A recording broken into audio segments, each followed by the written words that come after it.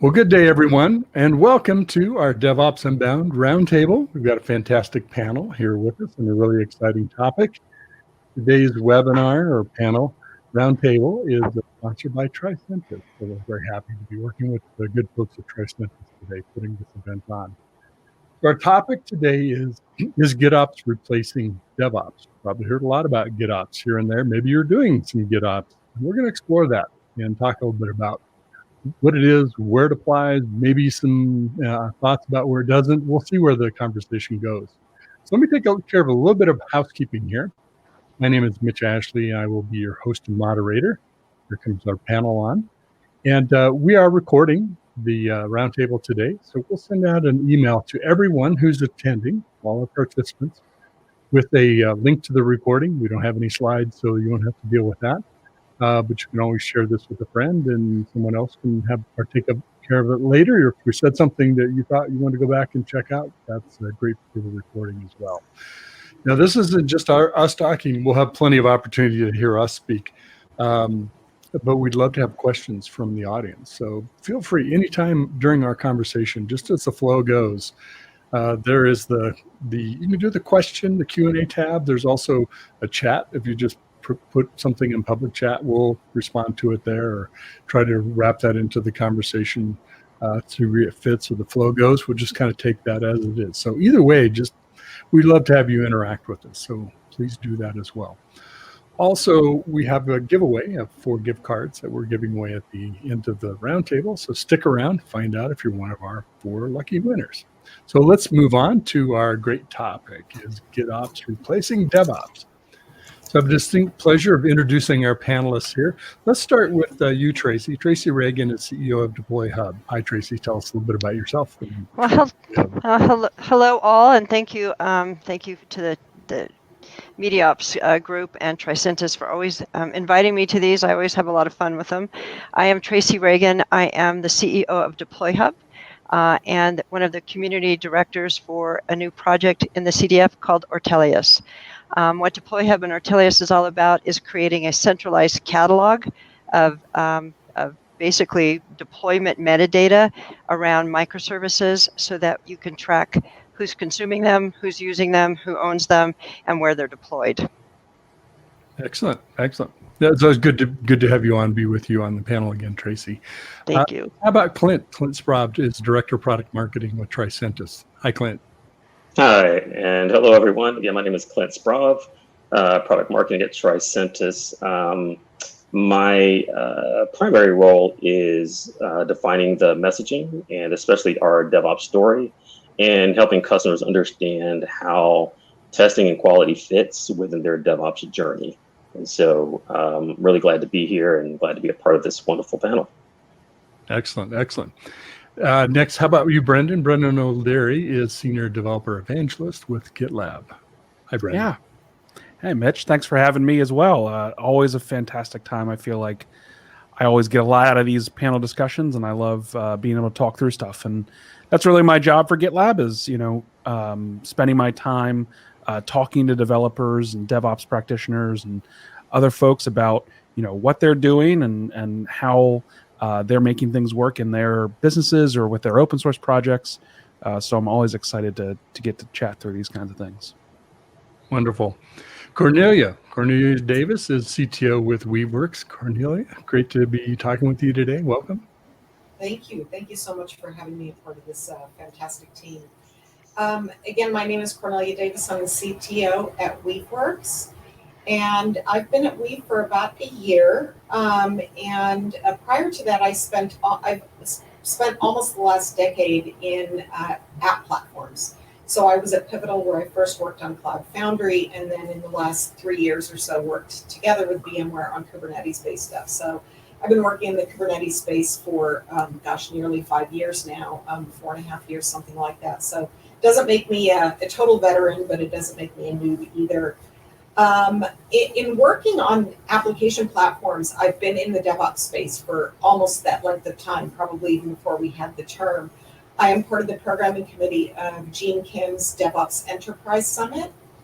And so really am very, very passionate about DevOps, and we'll have more to say about this because that's exactly the point of the panel today is the relationship of DevOps to GitOps. And there's a very specific reason why I came over to Weaveworks. Weaveworks, of course, my founder and CEO, Alexis Richardson, is credited with coining the term GitOps. So it's the center square on the buzzword bingo card, but it's kind of a cool term. And then finally, I'm also I'm also the author of a book that I wrote with Manning called Cloud Native Patterns, which is all about cloud native from the application design perspective. Fantastic. Well, great having you here. By the way, your microphone's a little distant. Maybe if you can move a little closer to it, just FYI, because it helps us hear you better. We want to hear everything you have to say. Ravi Lockman is Evangelist with Harness. Hi, Ravi. Hey, Mitch. Hey, very excited to be here with the other panelists. It's going to be a great discussion. Compared to my last recording, I'm out of the witness protections program. If you caught the last one, my camera's working this time. Similar job to Brendan. I'm the evangelist at Harness. My background, I've been a distributed systems engineer for a while, so I had lots of creative ways of destroying things. They call me the error budget destroyer. I worked at IBM, Mesosphere, Red Hat prior, and I was told I no longer belong in production, and so here I am talking to people about their journeys. Well, you're that guy that they say if it works in production, it would have worked in test, right? Is that you? Go straight to prod. Well, good. We've got good introductions. I think we've got everybody in. And just by the way, I didn't mention I'm CEO with Accelerated Strategies and DevOps and the cloud native digital transformation, cybersecurity is areas that we all focus on. So this is near and dear to my heart as well. Well, let's start out with a bit of a working definition. Like every term in our industry, as soon as it sounds cool and it's popular, then we overdefine it and co-opt it and make it our own. So maybe we can come together on what we define as what GitOps is, and we have Cornelia here that can help us with that too. I know Brendan, Tracy, you have some thoughts on this too. Maybe you start us out, and we'll get to a place where we kind of think this is what it is. You asking me or Brandon? I'm asking, yes. Tracy jumped right in. Okay. Well, I like to, when people ask me what GitOps is, I try to summarize it as tightly as possible. And I say GitOps is operation by pull request. That's what it is. What it does really well is create immutable or hermetic deployment so that you always know what you did.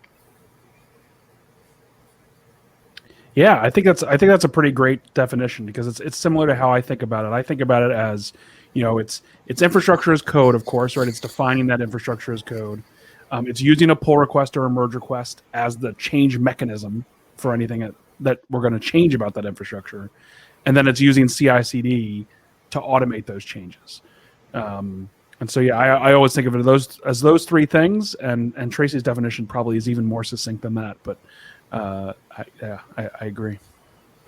I'd love to chime in and add. Can you hear me a little bit better now? That's much better. Okay. Thank you. Excellent. Thank you. I'd love to chime in and extend those. Those are both fantastic definitions, but I want to put a little bit of a fine point on it because Tracy, you said something about immutability. And so when it comes to 100%, we're putting things into Git.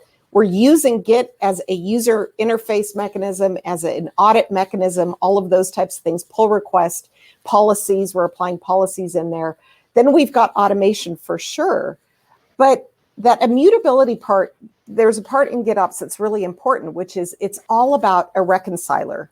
So it says, after we've done that automation out into the runtime environment, how do we make sure that we know that what's running in the runtime environment still reflects what we have in the Git repository, that thing that was approved through a pull request or a merge request, that we're in fact running that.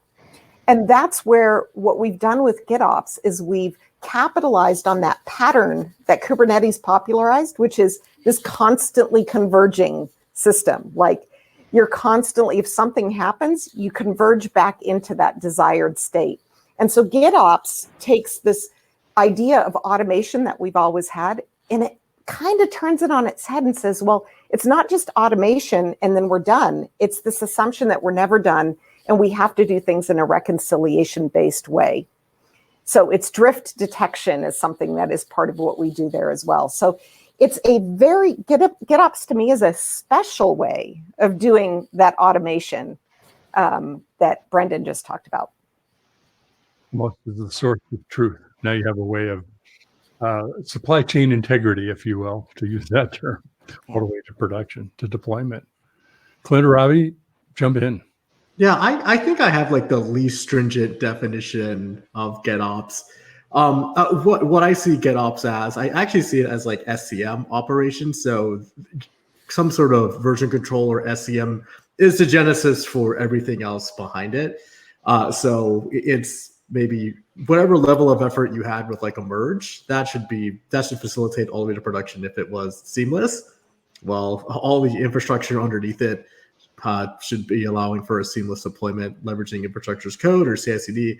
If you have to go through a code review and plead your case for 2 or 3 days, well, you might not be ready for true GitOps, but it's very SCM centric, in my opinion. Yeah, exactly, and I would totally agree with that. And just putting a testing lens on this, coming from a testing company, one of the biggest challenges that I see a lot of organizations struggle with, whether they're working with legacy applications or even trying to do modern software development for cloud native apps, is that they struggle with the continuous testing part of that. So whether they're doing either GitOps or traditional DevOps or wherever they may fall in that journey, just doing the continuous testing component of that and being able to do the automation is where a lot of organizations struggle. So if you have those stop gaps and those approvals within that whole GitOps process, it makes it an even bigger challenge if you don't understand how are we going to do the right amount of test automation as well. I'm not just talking about UI automation, but from the back end, from microservices to not only your unit testing, but API as well. So that's one of the biggest challenges that I see for a lot of organizations, where that becomes that stopgap and prevents a lot of organizations from truly embracing a really popular GitOps flow. Yeah, I want to just add to something that Ravi said, and maybe disagree with you a little bit on this. Not disagree entirely, but what you said was, if we think about the term GitOps, there's really 2 parts of it. There's the Git and there's the Ops. And you are focusing in your definition on the Git part. You're focusing on the source code control system and all of that stuff. And when we talk about pull requests, but that's only one half of GitOps. And so when I mention something like drift detection, I'm emphasizing the latter half of the GitOps term, which is the operational element.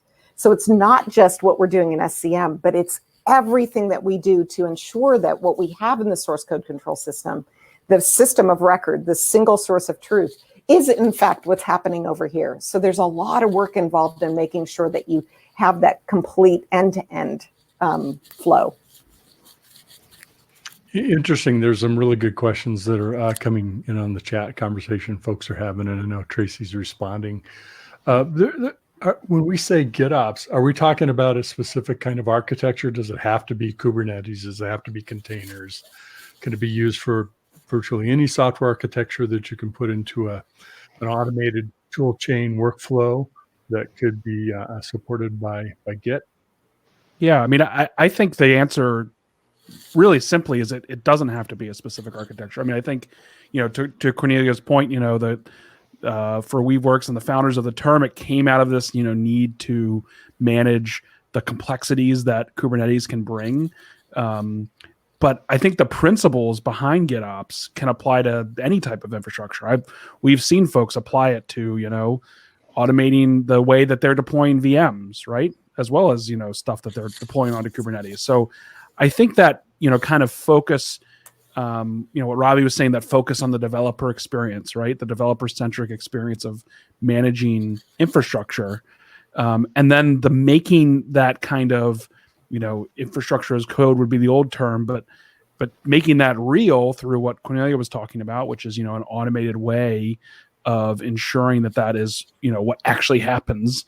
And, any configuration drift or manual change, that's going to get overwritten by what, our GitOps methodology is going to employ, means it can really span any architecture. It's more of a principle that can guide the way you think about it. 100%.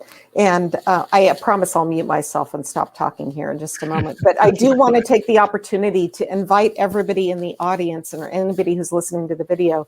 I love, Brendan, what you just said. It's principles. And where I want to invite everyone is that under the Cloud Native Computing Foundation, the CNCF, we recently formed a new working group and a new sandbox project around GitOps. And what we're doing in that group is we are agreeing upon what that set of principles are, what that set of principles is, and then working together to help. And this is really the CNCF's mission, is to educate folks that cloud native doesn't mean you take your existing stuff from your data center and stick it into the cloud, and therefore you're going to realize all these benefits. There's this shift, and that's kind of what I mean about a special way of doing the automation. But the GitOps working group and the CNCF is the place that we are collectively deciding on what that set of principles are and educating the market on the benefits of those principles and how they're applied. I think there's been a shift, just kind of combining what Cornelia and Brandon said, right? Like, if you took a look at the textbook definition, if you grab the Manning book, GitOps in action, like, it would be there's a very stringent definition of what GitOps is. It's like you have to use declarative infrastructure. The number one declarative infrastructure that most people knows is Kubernetes, right? But as these particular principles that were very beneficial in GitOps is kind of proliferating, saying, hey, there's not everybody's using Kubernetes, right? On every application, there's definitely pros and cons, and mostly, I would say from a dev experience and an operations experience, like a lot of pros you can transfer into other systems. It might water down the definition a little bit, like anything in technology, but the goals are certainly feasible with other stacks. So I'm going to comment on some questions that are coming up in the chat here. So we defined GitOps. Let's define DevOps, because that is the conversation, right? So let's think about what DevOps is. DevOps started as kind of it followed up from our CI world, where developers had their own operational task that they needed to do. And we wanted to start shifting left and bringing operations closer to development. That created the site reliability engineer. It created a lot of changes in how we manage software and the team, the culture. So DevOps is never really a thing. It was a culture and a process. Within DevOps, we have continuous integration, which is where we first started this journey and making it faster to check code out, merge, check out, compile, create it, what I like to call a release package that could be pushed farther across the workflow, which I like to define as continuous delivery. These are all DevOps practices, and GitOps is part of that. It's not instead of that. GitOps is really focused on the continuous deployment, solving the continuous deployment problem of the DevOps pipeline. And I also want to bring up another point that gets really confusing. GitOps is a pull mechanism. It's not a push. But something had to push the YAML file into the environment repository in order for GitOps to do its job. So within the DevOps pipeline, you still have something that's pushing a deployment. You may not be taking the actual container and calling your Helm chart directly, but instead, what you need to do through that CI/CD pipeline is to start creating these automating the push, the pull request, and starting to manage those YAML files. So don't think of GitOps as replacing DevOps. I think that's the wrong way to think about it. I think GitOps is really improving the continuous deployment step of continuous delivery, which all falls under the family of DevOps. A bunch of things, we can explore there, Tracy. Just to pick one of them, I'm curious, why is the idea that it's pull? That's what kind of kicks off the whole process. I know you talked about how things get to the point where you can do that pull, but why is that an important concept to keep in mind? It's the real core of what the brilliance of GitOps and the brilliance of what WeaveWorks started some time ago. Think about, and I could be wrong in its history, but I can remember at a KubeCon sitting down with some of the WeaveWorks folks and talking about what they were doing.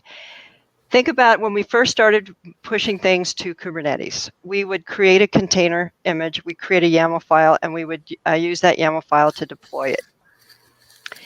What we were doing at that point in time is creating, containerizing our monolithic applications. And we had come out of a phase where tools like Chef and Puppet were pretty critical, but those tools really were managing the full stack. And now we had a container that managed the stack for us because it was all insulated in that container. So the brilliance of the GitOps thought process is taking something we're already using, habits we already have, which is Git, use Git for all of what Cornelia described as the auditing and the kind of the feedback loop and being able to keep track, and then having a state operator, and that's what the GitOps operator does. It sits there inside your cluster and checks to see what's in your environment repository and is it the correct state that you want to find. And by doing so, it's pulling the information, and it's pulling it on a regular basis, as opposed to waiting for an approval process to go and deploy something that is a push. But what I'm suggesting here is that both are existing, because at some point in time, somebody has to decide to update the Git repository with the new YAML definition, which then which could be is really done in a human decides it, or you push it through a CD pipeline. You update that environment repository, and then the GitOps operator does its pull. So we're doing a push-pull in essence.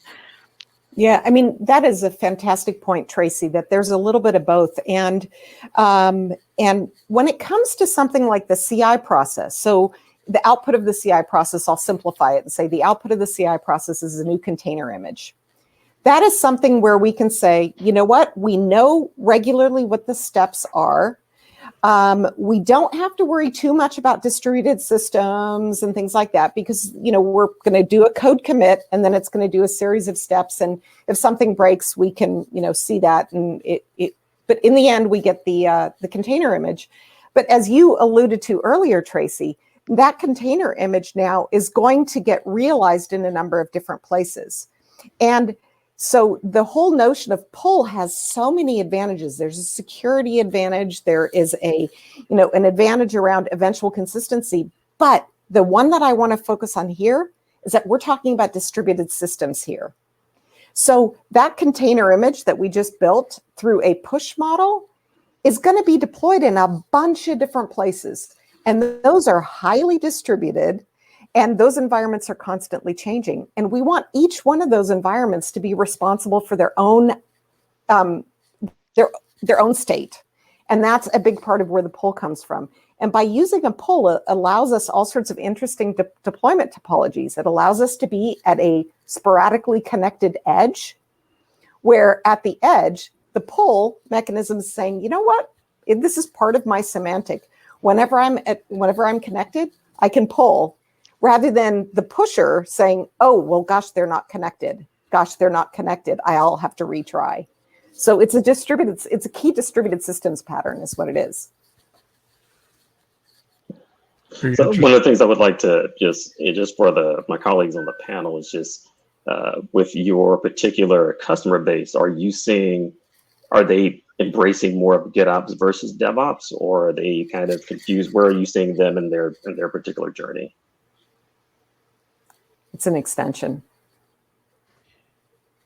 Well, I would say, Tracy, is GitOps as part of the DevOps philosophy approach to creating software, deploying software, right? I would say Yeah, depending. Oh, go ahead, Tracy. DevOps didn't. I hate to say it this way, but DevOps doesn't do anything. GitOps does do something. GitOps has an architecture to it. It has a very precise architecture to it. DevOps is more of a philosophy and a way of thinking about the entire ALM process. Whether you do it via a Jenkins model or a GitLab model, it is a culture and a goal. Yeah, similar feedback to what Tracy said. Like, they're not mutually exclusive, or like, hey, by using GitOps doesn't mean you're having DevOps. It's like this, did a tree fall in the woods type of argument, right? And for what I see in our customer base, it depends how their application stack and their kind of shores up. For let's say newer applications that fit the deployment model of, let's say, more stateless workloads that fit a GitOps model, folks are moving towards GitOps. For applications that are extremely persistent and have a lot of state and there's a lot of moving parts, just there's a lot of transient data or transactions going on. It might be a little bit harder because you can't restart from scratch when you deploy something new. So it depends. Each patient is different with the app stack. Yeah, I think, like I said in my definition, which interestingly enough didn't include pull, because I do think we typically think of GitOps as this pulling mechanism, because that's how most folks that are implementing it in, to Cornelia's point, a distributed system are looking at it. But I do think that it has an opportunity for some folks who, are working with systems that aren't like that, right? Embedded systems, maybe more traditional or less traditional deployments, right? Mainframe. There is a concept there, and I think that GitOps, has enough of a principle to it, in addition to the kind of typical architecture, right, that Tracy was mentioning, that I think it can fit more folks, be a bigger tent than just that. Those distributed systems. I think it in some ways is this realization of DevOps in a way that I don't think it replaces it, but I think it shows an evolution to the market where as operators become more developer centric, we get a principle that, as we were all kind of agreeing to, is a more developer centric experience for the way of doing operations.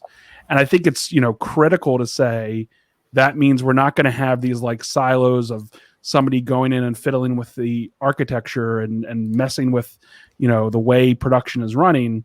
We're going to know that in some way it's immutable, and the typical way that folks do that is yes, it comes out of Kubernetes, and there's lots of folks that are doing it with a Kubernetes agent like Flux or similar that is going in and pulling and not letting you in that way. But I think that's not necessarily possible for every use case. But I do think there is at least principles of GitOps that are applicable to everyone's use case if that's the way they want to go. I'd like to offer another perspective. Clinton, you asked the question around customers, and so not necessarily from a Weaveworks customer's perspective, but I mentioned the DevOps Enterprise Summit, which again is Gene Kim's community and conference there. And they've been, the conference is in its 6th year, I think, so it's been doing DevOps related things. And to Tracy's point, and several of your point, is that DevOps is kind of a philosophy and a set of practices that have been applied to achieve this philosophy of DevOps. In that conference, when we take a look at the sets of practices, more concrete practices and tools that people have historically talked about in that conference for the last 5 years, which is about how long I've been involved in it, they have tended to be more on the closer to the dev side of the DevOps picture. That's where we have a lot of maturity around CI systems and things like that. Even from a practices perspective, we've gotten really good at breaking down our teams into 2 pizza teams, et cetera, et cetera. One of the things that one of my co-programming committee folks, Jason Cox, who is at Disney, has been saying for years, I want to see more ops at the DevOps Enterprise Summit. And I feel like what we're doing with GitOps is I think we're lagging a little bit on the whole cloud native journey relative to the developers. We know all those patterns and we know how to do those things.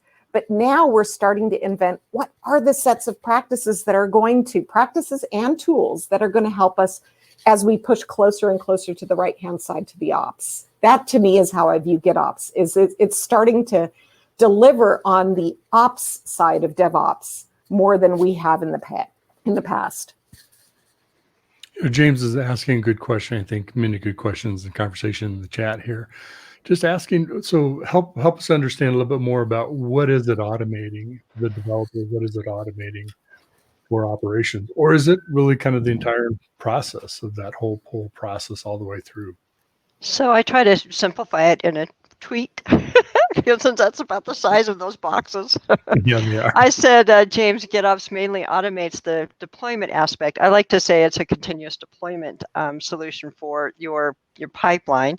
You take your deployment YAML file, you check it into a specific repository, and then the operator living in the cluster that's associated that's pointing to that repository pulls it and deploys your YAML file, which has the container SHA in it, so it knows which repository to pull. The term repository is used too many times here, but you have a environment repository and you have a container registry. So it's going to, based on the what's in the YAML file, it's going to go pull that version of the container image out to the cluster that it's running in. That is, in essence, the tightest way I can answer that in that small of a chat box. Yeah, I mean, I think you're right, Tracy, and I think it's again the same point that Cornelia was making about, hey, we're looking more at GitOps is letting us look more at that right-hand side of the equation for DevOps. It's the same is true for the right-hand side of the equation for CI/CD, right? Because CD is like something that we, still have trouble defining and coming to, a realization on. And like a central industry understanding of what does that mean? What does the continuous part mean? What does the delivery part mean? And so I think it also helps address that right-hand side to say, hey, look, we're going to define the entirety of the desired state of the application. There's not a great word. Let's say application, right? Right. The entirety of what we're deploying, right? It's the infrastructure, it's the services, it's the ingress and egress. It's I'm saying application, but we need a new word for that. That's I'm starting to say collection. The collection, right? Collection. Yeah. That's what we need. We're inventing all these new words in the industry. We need a new word for system as a whole. Observability would be a new term, right? Well, yeah, and then going into observability, right? Like so that we can really look at, what is the actual state of what's running in production, right?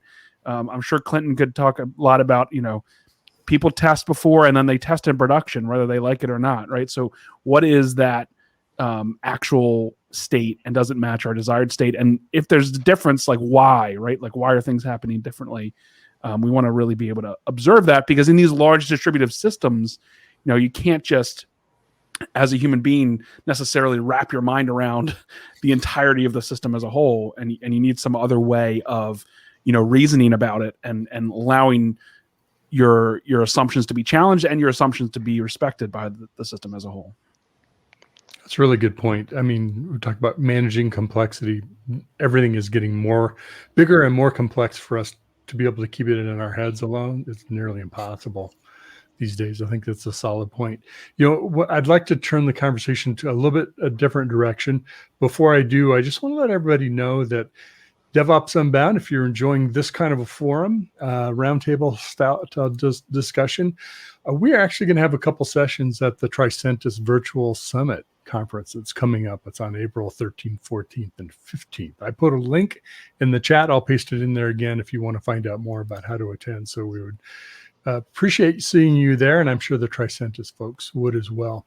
Where I'd like to take the conversation a little bit different direction is GitOps for everything? Are there places where GitOps just doesn't make sense? It's not a workable or reasonable approach to take, or is it more of a Swiss Army knife of, in these cases, bring out your GitOps approach to doing this? Anybody want to start? I can take it. It depends on how stringent of a definition you're applying to GitOps. So definitely it seems like there's a spectrum like on the call, right? Like, hey, there's just a less stringent and a stringent definition. It's all how your infrastructure, depending on how, let's say, reconcilable it is, or also how declarative your infrastructure is, right? Like kind of the bridge. This might be a little bit more like a 30-second answer. If you take a look at Kubernetes, right, like the de facto platform for a stringent definition of GitOps, it's taking two sets of people and pushing their skill sets together. As a developer, I now have operational tasks I have to worry about. As an operational person, I now have development-centric tasks that I have to worry about. And for infrastructure that's not like that, it might be a little bit difficult to actually shoehorn your infrastructure into that model.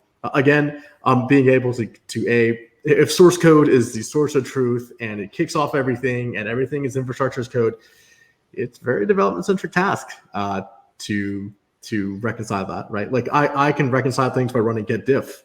Does your typical infrastructure engineer do that? Maybe, maybe not. So it's definitely a spectrum.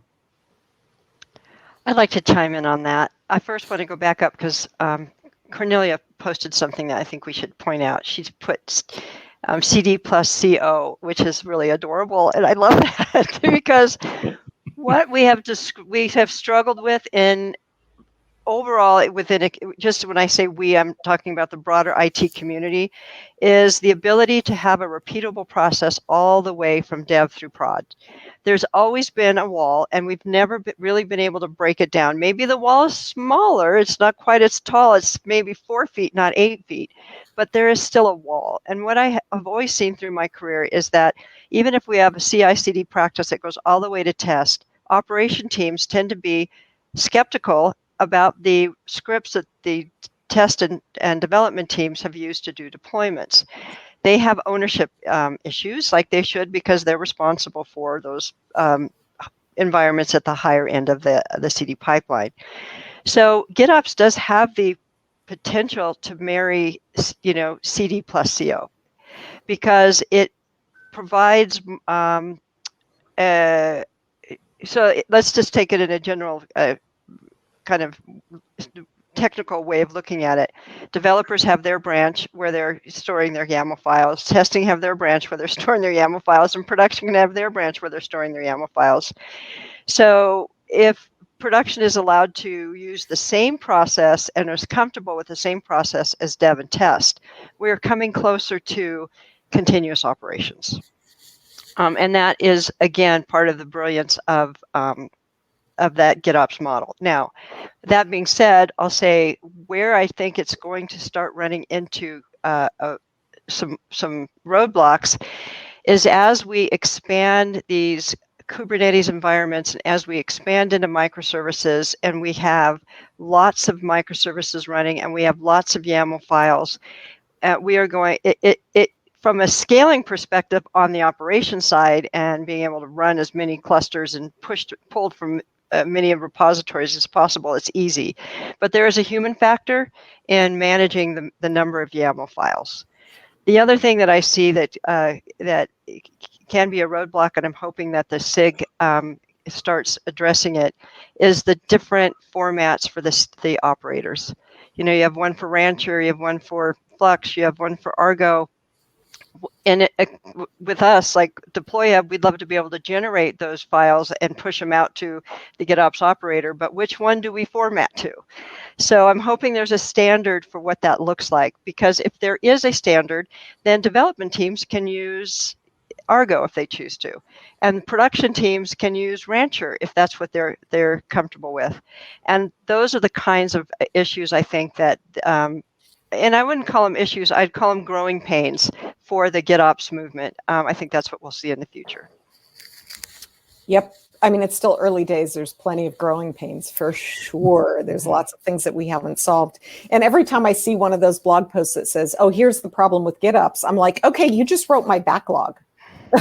Yeah. Yeah, it's early days. Yes, yeah. You're right. Those are legitimate concerns. Those are things that we need to solve. So I also want to, there's something interesting. I want to tie, I think it was you, Brendan, and you, Tracy, who you can see right where you are on the screen there, I want to tie a couple of things together that you said there. One was this notion of I test, and then like it or not, you're still testing in production. And then this ability, this lack of trust or this concern between the operations folks who are ultimately responsible for the resilience and the folks who just did the test and said, I fully tested it. It's cool. You can use this now. It's no problem. Is that one of the patterns, and again, it's very reconciliation based, that allows us to draw those things together is this notion of progressive delivery. So now we've got this eventually consistent thing on the operations side that is saying, all right, you're delivering to me the next version of the application that you want to run. I want to do that delivery progressively. And depending on how that progressive delivery goes, like a canary deployment or something like that, I want to interface all the way back to the Git repository that has that declarative configuration.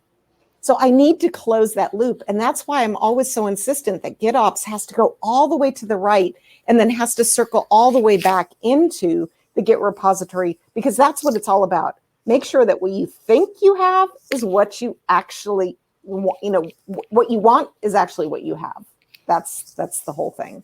There's a really good comment in the chat by Michael. He's asking about going from project to project. How do you transfer that knowledge? And to your point, Cornelia, if it's all there, if it's all in the repository, using that word again, it is that source of knowledge is there. You can go back and reuse it and leverage it to other teams that maybe weren't part of using it in one.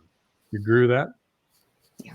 Yeah, I think that's a really great point. I mean, that's one of the biggest things that we can end up spending a lot of time focusing on that. But it's absolutely true that while I tend to emphasize the ops part of GitOps, the Git part is so important because it's the collaborative way that we do things, and it's visibility and auditability and all of that stuff, and sharing and learning from what other people do. It's transparency. I mean, transparency is a good thing, and that's a big part of what Git does for us in the whole GitOps approach, is it provides that transparency. Well, to Michael's question. Go ahead, Rob. Yeah, just another, just extending that to Michael's question. I've probably been on a dozen development teams in my career, and every single time we deploy differently. I can take Java development patterns, team to team, job to job, but every one of the places I worked, we deploy differently. So one of the big benefits of codification is that the code doesn't have an opinion, right? It will execute every single time as it's told. Now, the people who authored the code might have an opinion. That's another story. But it does have that repeatability, which is really crucial, right? Just one, I forget who uses the CAMS acronym, so culture, automation, measurement, sharing. If you take a look at one of the most recent reports, we're all bad at sharing. If you look at the elite performers to the lowest rung, the gap is really small because everybody's really bad at sharing. And so as a software engineer, sure, I should be able to interpret what the code's supposed to do. So yeah, I think that's a big benefit of leveraging a GitOps model. Yeah, I agree. I think it goes directly to Michael's point, because he's actually bringing up a little bit of my, I don't know what the right term, maybe PTSD. I used to work for a government contractor. Yeah. Before I came to work for GitLab, and we had that exact problem. It was, we were a subcontractor with subcontractors, and it was an application system, again, the big word we're looking for, that was made up of 13 different, very distinct components. And I was brought in because there wasn't really a plan around DevOps or really anything from getting from dev to ops. And the environments were crazy different, right? The developers were on one environment. Then you tried to virtualize it to test it. Then it goes and runs on bare metal in production for the customer. And I was handed day one a Word document that was 11 pages long. That was how you deploy the software, with what jar files you need to copy where in what order, because somehow it mattered, right? And it's that is obviously not going to work, right? And so that's why, going back to what Cornelia said, is that's what, why using the term Git is so critical here, because that's what takes that cave-like nature of operations, right? This person that's working in isolation understands it. We had a senior developer on that project. He was the one that always had to set up people's new environments when they got a new laptop, right? Think how crazy that is. And writing it down in a way that's repeatable, just like we would with code, right? And taking all those best practices from software to development and bringing them over into the deployment and ops side, I think. 11 pages, that's short, man. I'm not going to say what agency I worked for inside the Beltway. Our change document was 153 pages. I remember that very vividly. And it was I wish it was in source code somewhere. Times have changed now. Probably it's down to 100 pages at that agency, but it was a bit a government document. I like how you said 153. You didn't say 150. That is indelible in your brain. That number didn't change. Yeah, you're not going to forget that number. It's part of Robbie's password if anyone wants to know. Exclamation mark. How does the testing community? I know that's kind of a bigger community now than kind of once was. Since test is such an integral process of DevOps. How does the testing community view GitOps? And maybe are there some things that help folks that do a lot of the automated testing and manage that architecture, that strategy, that they can get their head around GitOps, it would be helpful to them?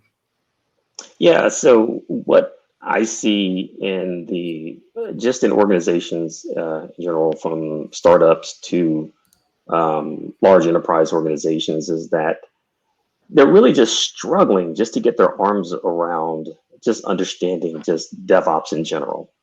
Right. So most organizations, they're very early and everyone is starting at different areas. And a lot of the companies we work with, they have separate QA teams that might be deployed and working with different different development teams.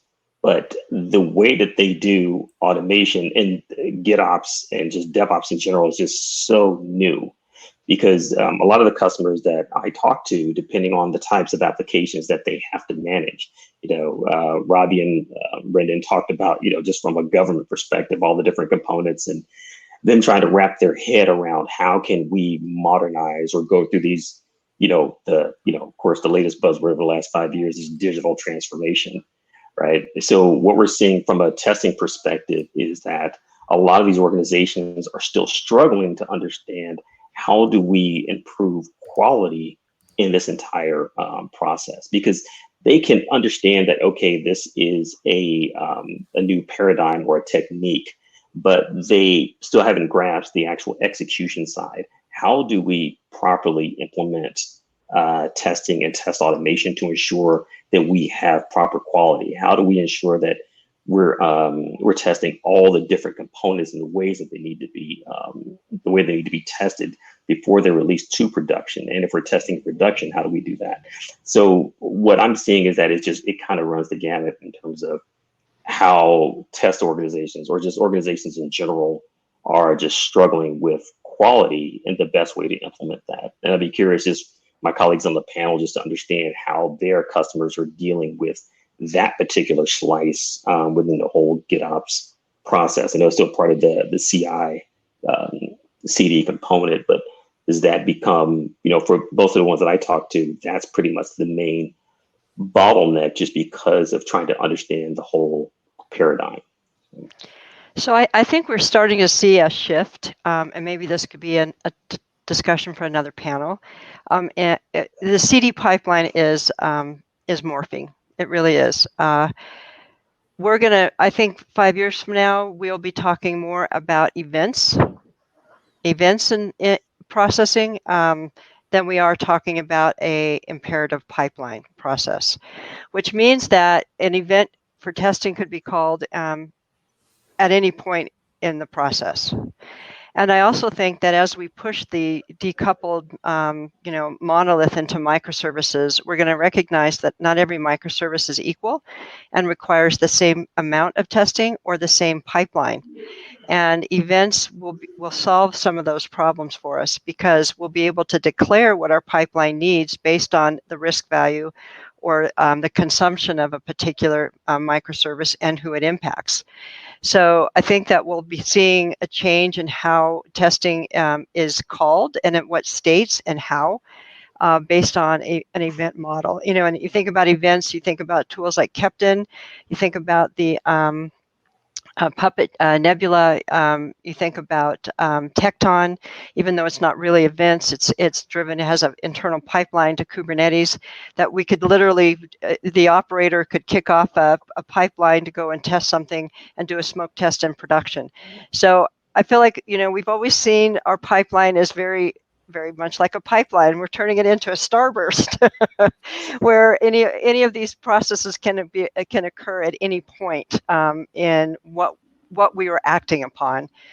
So I think we'll be thinking about it differently in the future. So don't think of it as a linear process necessarily. It doesn't have to be. It's definitely not. I mean, when you're reconciling, you don't know where the initial trigger is going to come from. Do I have to do something because somebody did a kubectl, which is the equivalent of an SSH into your environment? Or do I have to do something because the developer just pushed another commit and it generated a new container image? You don't know where the initial trigger of something is going to come from, and you have to build your systems so that you can respond to the triggers coming from anywhere. That's one of the canary fundamental shifts. A canary event could kick off something. That's right. You know, That's right. That's truly Yeah. testing in production. Yeah, to Clinton's point, I think if let's say pretend you're a new engineer on a new project, right? Like if deploying is one of the hardest things you could do, the second hardest thing you could do is figure out code coverage or figure out test coverage. I even for projects I worked on for a year, I still can't have a definitive answer. Did we cover everything? Did we meet the quality expectation? Not like the development manager. Like how bad is that, right? Like that's not a very good answer. But like anything, it's evolving, right? Like we're getting better. You know, the more, let's say, this paying homage back to GitOps, the more we can codify things, the more we can take a look at over repeatable events. To Tracy's point, like we're bridging that gap. So that big part of the learning curve when you go team to team or organization to organization, it's lowering that bar so there's more common industry practices. As shiny penny that sounds, the industry is headed that way pretty quickly. Well, just reading the chat, I could make up another buzz phrases. There's a lot of good things. Microservices is the last mile of Agile. So we're about 10 minutes away. I need just a few minutes to wrap up at the end. I think let's go give each one of you kind of one more pass at what's next for GitOps. What's next for where organizations can take it and benefit from it. Cornelia, would you start us out? Yeah, so I think that I think that what we've done in the past up until now with GitOps is we're still in the infancy. And I think we've been experimenting with these patterns like the pull model that Tracy highlighted and so on.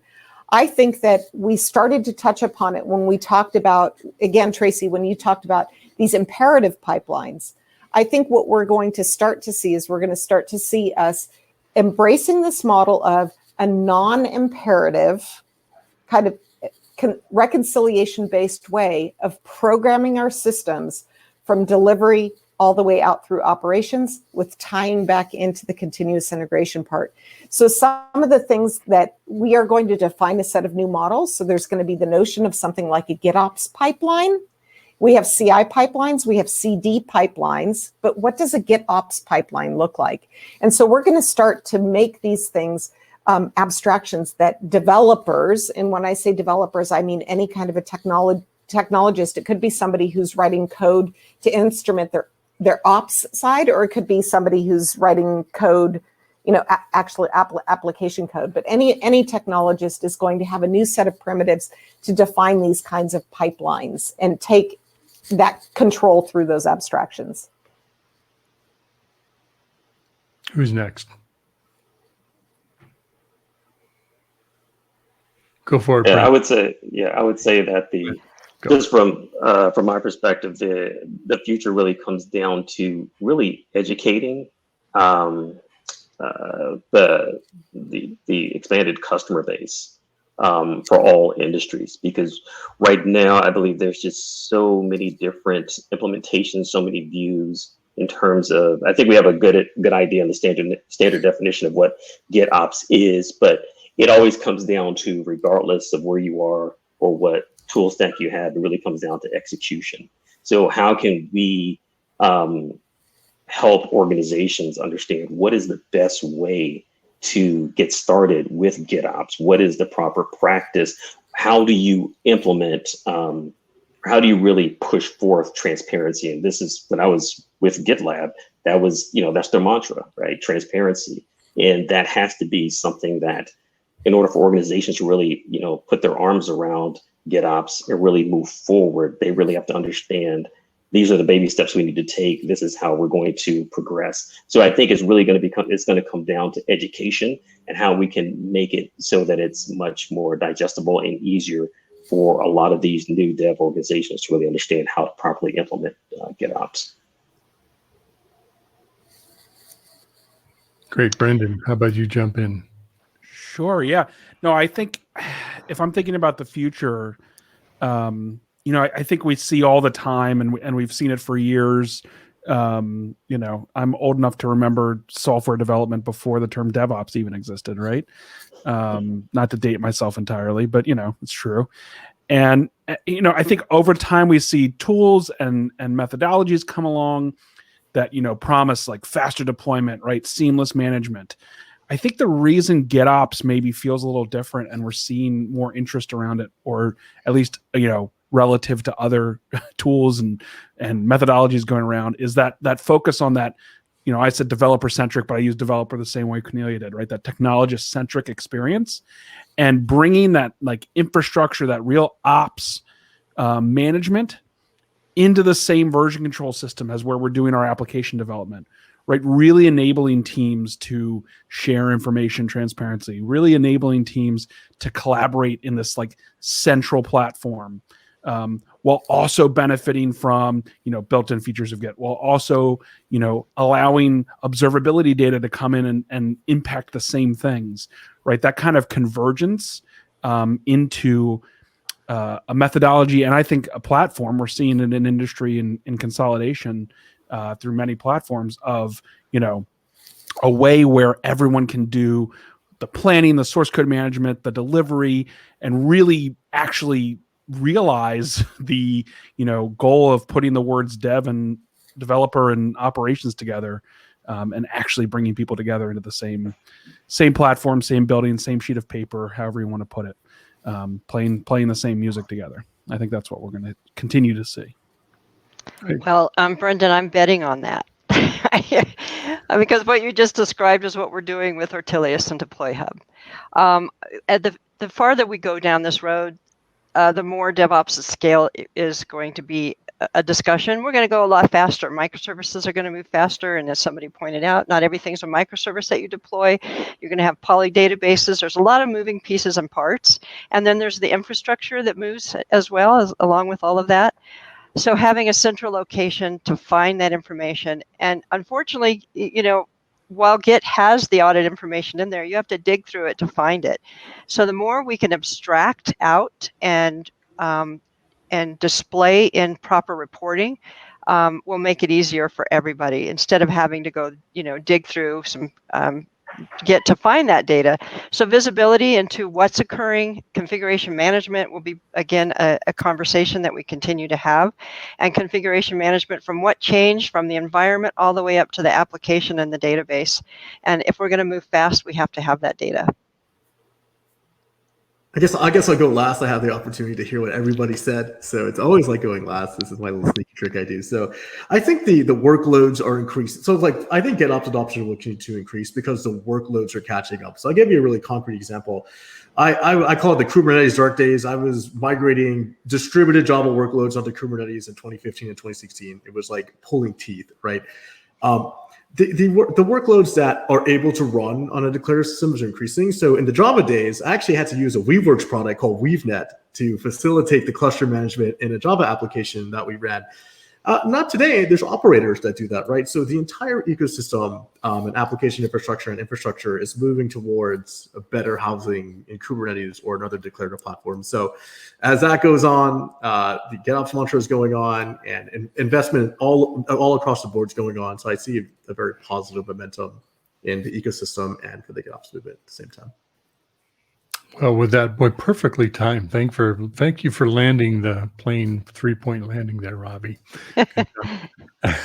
So, this has been a fascinating conversation, and I think we spawned about 4 or 5 different panel conversations we can take. I think we did too. So did the people in the chat. Yeah, absolutely. I really want to thank all the folks in the chat. Wow, talk about some amazing parallelism, if you will, in conversations here from James and Bob and Michael and Arvind and a whole bunch of folks that are contributing as well as our panelists today. So let me take care of a few housekeeping items here. We want to announce our gift card winners, if you will.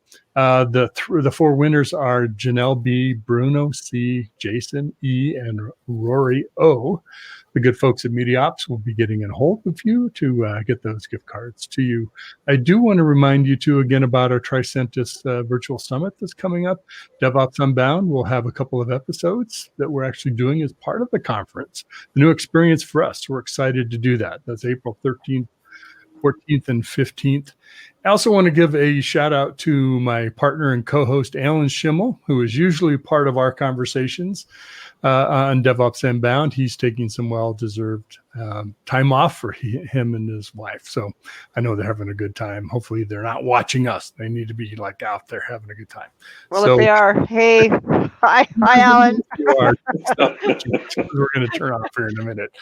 So it's been a great pleasure. Yeah, I'd love to thank all of my wonderful panelists that have just been fantastic here. Tracy Reagan, CEO with Deploy Hub, Clinton Spraub, who is Director of Product Marketing with Tricentis, Cornelia Davis, CTO Weaveworks.